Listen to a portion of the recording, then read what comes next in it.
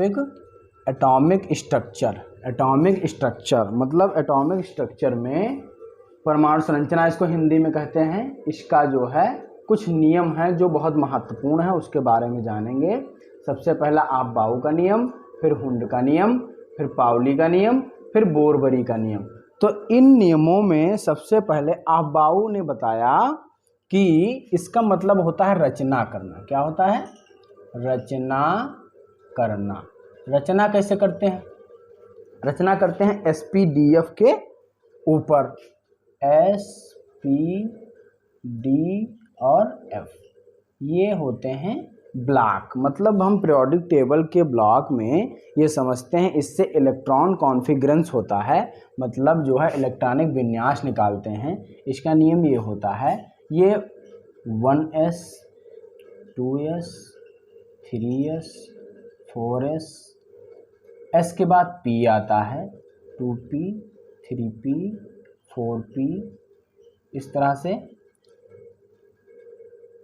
5s 5p, फिर 1s 2s 3s 4s 2p 3p 4p, फिर आएगा 3d 3d, फिर आएगा 4d 5d, इस तरह से फिर आएगा 4f 5f।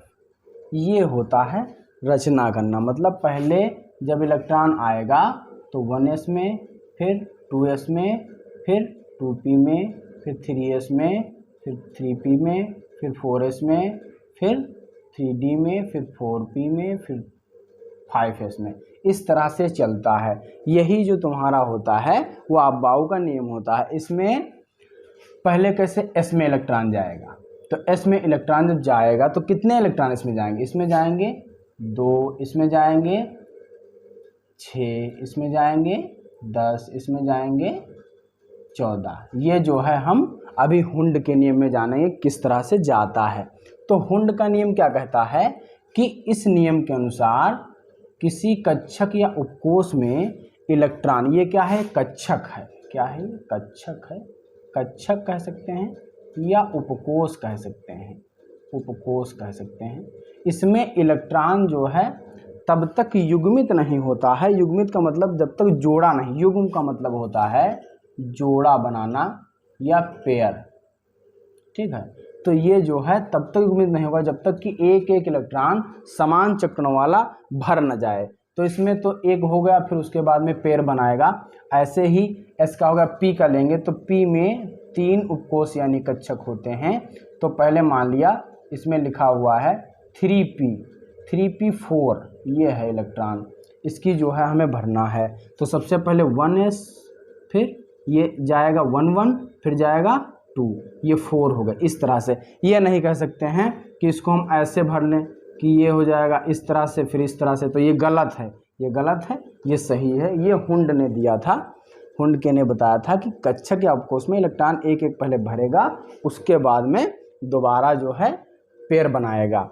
फिर आता है पाउली अपवर्जन नियम। तो पाउली अपवर्जन नियम ने इन्होंने बताया कि इस नियम के अनुसार किसी भी जो हमारी क्वांटम संख्याएं हैं, क्वांटम संख्याएं आगे जानेंगे, इसमें सब इतना समझ लेते हैं कि इस नियम के अनुसार चारों क्वांटम संख्याओं के मान एक समान नहीं हो सकते। क्यों नहीं हो सकते?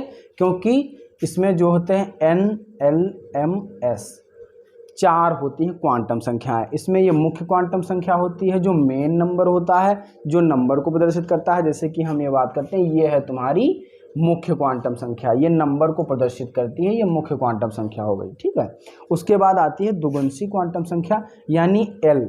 तो L जो होता है वो SPDF पे डिपेंड करता है। SPD और F।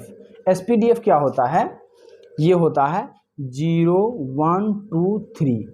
ये जो है अगर इलेक्ट्रॉन S वाले में है तो ये क्या होगा? 0 में जाएगा, यानी L की वैल्यू 0 होगी। अगर ये P में है तो 1 होगी, अगर D में है तो 2 होगी, और अगर F में है तो इसकी वैल्यू 3 होगी। N की कोई भी हो सकती है, जिस इलेक्ट्रॉन में वो जाएगा उसी का उसका हो जाएगा। फिर आती है आपकी द्विगुणसी के बाद मैग्नेट। चुंबकीय क्वांटम संख्या। तो चुंबकीय का मतलब होता है जो चुंबक होते हैं मैग्नेट, उनके अकॉर्डिंग ये जो है एल पे डिपेंड रहता है। एल पे डिपेंड रहता है मतलब अगर इसकी वैल्यू हम जैसे इलेक्ट्रॉन इसी की बात कर लेते हैं, अगर ये वैल्यू एल की 1 आती है तो पहले होता है -L 0 और +L, ये फार्मूला होता है जो कि बताता है इसके m की वैल्यू को। तो ये 1 है इसलिए -1 आएगा, फिर 0 आएगा, फिर 1 आएगा। तो इसमें लास्ट वाला पेयर वाला इलेक्ट्रॉन कहाँ पे जा रहा है, -1 में, तो इसकी वैल्यू क्या हो जाएगी, -1 हो जाएगी। मतलब इसकी नहीं सॉरी m की वैल्यू -1 हो जाएगी। और s की वैल्यू होती है प्लस या माइनस पे डिपेंड करती है। मतलब ये होता है कि अगर पेयर नहीं है तो रहेगी +½ अगर पेयर है युग्म बना है तो रहेगी -½ ये होती है चक्रण क्वांटम संख्या, मतलब स्पिन करती है, घूमती रहती है। ये होता है आपका पाउली का अपवर्जन नियम। अब आते हैं बोरबरी के नियम पे। तो बोरबरी ने ये बताया कि आपकी जो कक्षा होती है, इसको थोड़ा हटा लेते हैं, आपकी जो कक्षा होती है मतलब जैसे कोई भी परमाणु ही समझ लेते हैं, तो ये परमाणु है आपका और इसमें जो है ये नाभिक है, इसमें कक्षाएं हैं। तो इसमें जो है क्या होता है KLMN,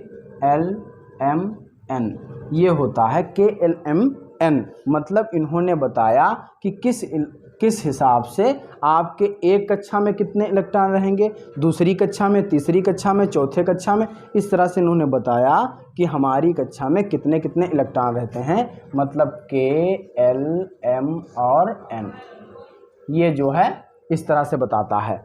इसमें रहते हैं 2 इलेक्ट्रॉन, इसमें रहते हैं 8, इसमें रहते हैं 18, इसमें रहते हैं 32, इस तरह से। इसका फार्मूला भी होता है 2n²। 2n² का मतलब हो गया कि अगर आपका पहली कक्षा में है तो कितना इलेक्ट्रॉन रहेगा, 2, तो नंबर ऑफ 1 इलेक्ट्रॉन तो ये रहेगा 1 का स्क्वायर, तो आपका आ जाएगा 2 × 1, 1 का स्क्वायर, तो 2 × 2, यानी पहली कक्षा में 2 इलेक्ट्रॉन। दूसरी कक्षा में 8 इलेक्ट्रॉन कैसे हैं, ये कैसे होगा, 2 × दूसरी कक्षा का स्क्वायर हो जाएगा, तो 2 × 2 दूनी 4, मतलब 4 दूनी 8। इसी तरीके से तो 3 का निकालें तो 3 × 9 और 9 दूनी 18, फिर आएगा 32। ये 4 कक्षा के लिए।